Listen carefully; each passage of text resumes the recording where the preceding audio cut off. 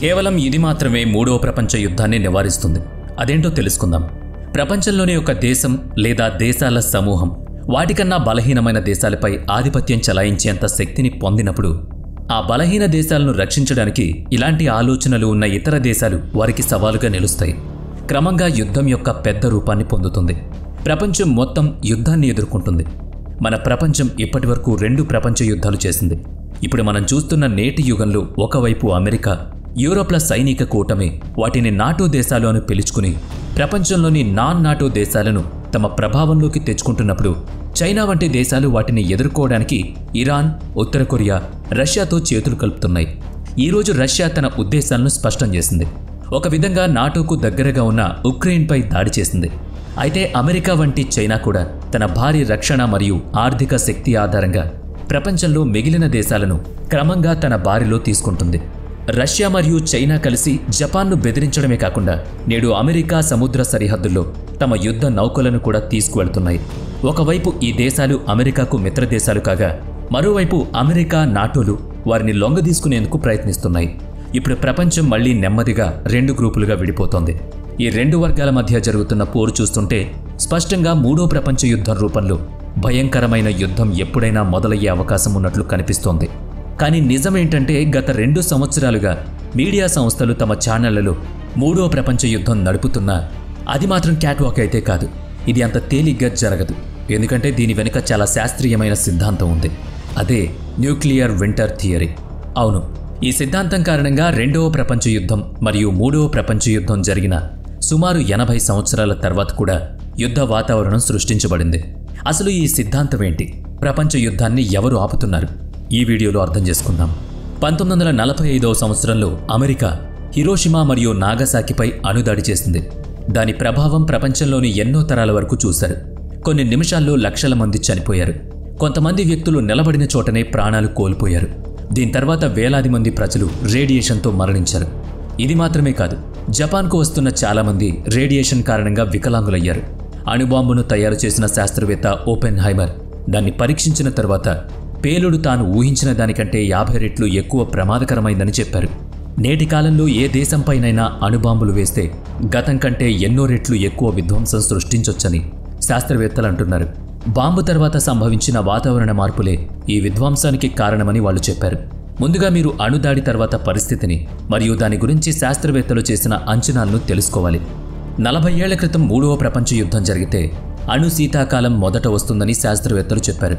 ఇప్పటి వరకు శాస్త్రవేత్తలు పాల్ క్రూట్ జైన్ మరియు జాన్ అణుదాడి ప్రభావంపై పరిశోధన చేశారు.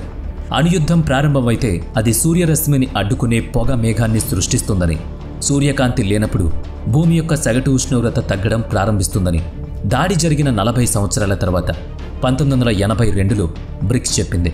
ఈ సంఘటనను అణు శీతాకాలమని పిలుస్తారు. ఇది పంటలు మరియు నాగరికతను నాశనం చేస్తుంది.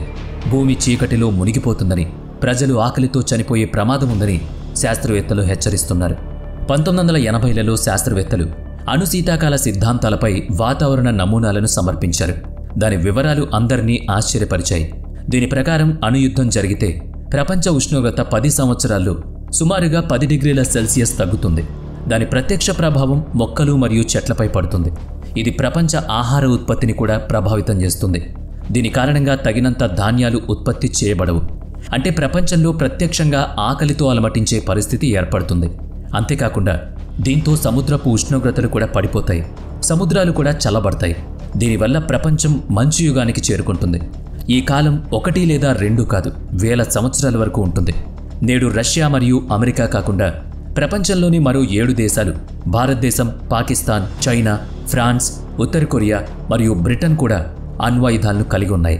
భారతదేశం మరియు పాకిస్తాన్ మధ్య అణుయుద్ధం సంభవిస్తే కనీసం 13 కోట్ల మంది చనిపోతారని, యుద్ధం జరిగిన సుమారు 2 సంవత్సరాల తర్వాత 250 కోట్ల మందికి సరిపడా ఆహారం లభించదని శాస్త్రవేత్తలు అంటున్నారు.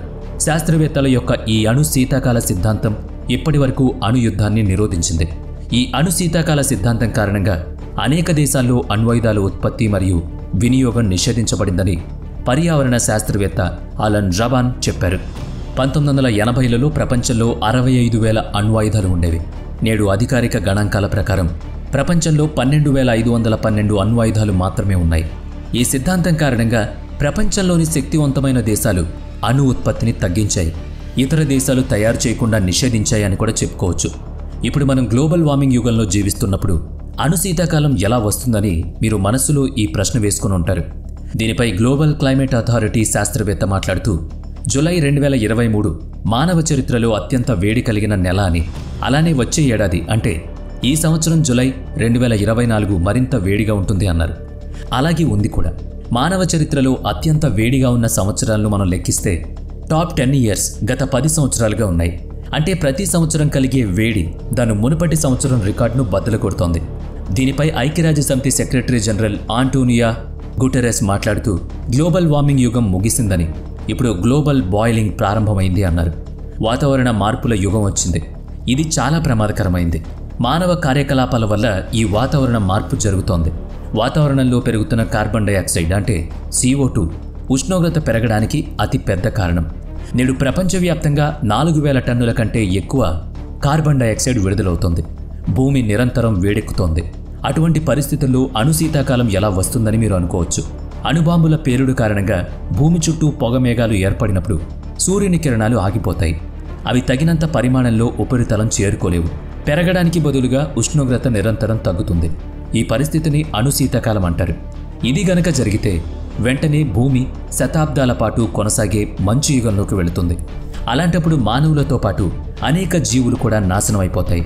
అందుకే శాస్త్రవేత్తలు ఈ సిద్ధాంతం కారణంగా ప్రపంచంలోని అన్ని దేశాలు, వాటి అధినేతలు అణుదాడులకు దూరంగా ఉంటున్నారు. ఈరోజు ప్రపంచంలో ఏ దేశమైనా ఒకరి కాలు మరొకరు లాగినా అణు యుద్ధానికి అనుకూలం కాదు. అందుకే 2 దేశాలు ఘర్షణ పడినప్పుడల్లా పెద్ద పెద్ద దేశాలు వెంటనే వచ్చి వివాదాన్ని పరిష్కరించుకోమని సలహాలిస్తున్నాయి. ఎందుకంటే ఇలా చేయకపోతే ఒక్కసారిగా అణుయుద్ధం వస్తుంది. అప్పుడు 3వ ప్రపంచ యుద్ధానికి సన్నద్ధమైనట్టే. తర్వాత వెనక్కి తిరగడం అసాధ్యం. అందుకే నేడు ప్రపంచంలో జరుగుతున్నది దేశాలను పావులుగా మార్చుకోవడం. ఏ ప్రయోజనం కోసమైనా సరే, అది ఆయుధాలను విక్రయించడం కావచ్చు, ప్రపంచంలోని ఏ పరిశ్రమ అయినా, కాస్మెటిక్ లేదా మెడికల్ లేదా ఫార్మా, చాలా చిన్నది పెద్దది తేడా లేకుండా ఏదైనా ప్రపంచంలో అతిపెద్ద పరిశ్రమ ఆయుధ పరిశ్రమ. ఈ పరిశ్రమను నిర్వహించడానికి చిన్న దేశాల్లో యుద్ధాలు జరుగుతున్నాయి. ఈ యుద్ధాలు ముందే ప్రణాళిక చేయబడతాయి. ఈ యుద్ధం ఒక పరిమితికి మించి జరగకూడదని ప్రతి దేశం కోరుకుంటోంది. అందుచేత 3వ ప్రపంచ యుద్ధం వచ్చే అవకాశాలు చాలా తక్కువ. కానీ మంటలు చెలరేగినప్పుడు పొగ ఎగసి పడుతుంది. ఆ చిన్న పొగ ఎప్పుడు నిప్పుగా మారుతుందో ఎవరికీ తెలీదు. అందుకే ఇప్పుడున్న పరిస్థితి చూస్తుంటే 3వ ప్రపంచ యుద్ధం వచ్చే అవకాశాలు ఎక్కువగా కనిపిస్తున్నాయి. మరి 3వ ప్రపంచ యుద్ధం జరిగినా అణు యుద్ధం కాకుండా సంప్రదాయ యుద్ధాలతోనే జరగొచ్చు. కానీ ఏదో ఒక కారణం వల్ల పరిస్థితి అనేది ఎవరి నియంత్రణలో ఉండదు. 3వ ప్రపంచ యుద్ధంలో అణుదాడులను ఎవ్వరూ ఆపలేరు. ఇది గనుక జరిగితే అప్పుడు మనం ఏం చెయ్యాలి అనేదే ప్రశ్న కాదు. అప్పుడు మిగిలేదంతా బూడిదే.